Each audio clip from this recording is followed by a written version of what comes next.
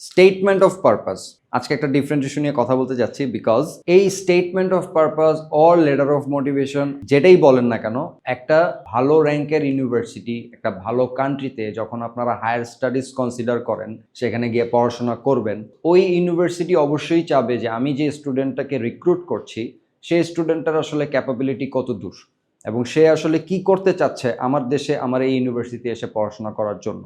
So এই যে ফুল explanation, সেটার জন্য আমরা এই এসেটা প্রোভাইড করে থাকি। Normally statement of purpose 300 word থেকে 500, 800, 1000 ইউনিভার্সিটিটা ভ্যারি করে, বাট অন অ্যান এভারেজ আপনারা যদি একটা স্ট্যান্ডার্ড এসওপি কনসিডার করেন সেই ক্ষেত্রে 500 ওয়ার্ড বা 300 ওয়ার্ডের ভিতরে একটা এসওপি হয়ে থাকে। সো এই এসওপিতে আসলে কি কি জিনিস আমরা ইনক্লুড করি, নর্মালি আমাদের এটা থরলি এক্সপ্লেনেশন অ্যান্ড সেশন হওয়া দরকার স্টেটমেন্ট অফ পারপাসের উপর। বাট ইন ব্রিফ আমি যদি বলি, আমার পরিচয়, আমি কি বিগত আমার যেই প্রিভিয়াস এডুকেশন, আমি যে কি রেজাল্ট করেছি, অ্যান্ড এটার পাশাপাশি আমি ইংলিশ প্রফিসিয়েন্সি টেস্ট দিয়েছি কিনা সেগুলোর অ্যাকনোলেজমেন্ট থাকে এই এসেতে। পাশাপাশি আমি কোন কান্ট্রিতে যেতে চাচ্ছি, ওই কান্ট্রির স্পেসিফিক যে ফিচার্সগুলো, কেন আমি এটা চুজ করলাম, কোন ইউনিভার্সিটিতে যেতে চাচ্ছি অ্যান্ড কোন কোর্সে পড়তে যাচ্ছি।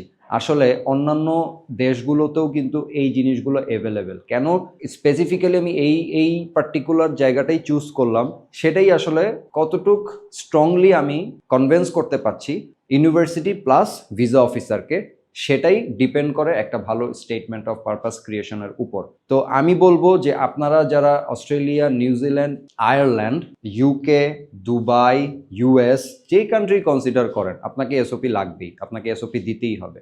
সো একটা ভালো এসওপি ক্রিয়েট করার পিছনে অ্যাটলাস স্টাডি কনসালটেন্টসের কিন্তু একটা আলাদা এসওপি টিমই আছে যারা এই ফ্যাক্টরসগুলো, এই ইস্যুগুলো হ্যান্ডেল করে থাকে।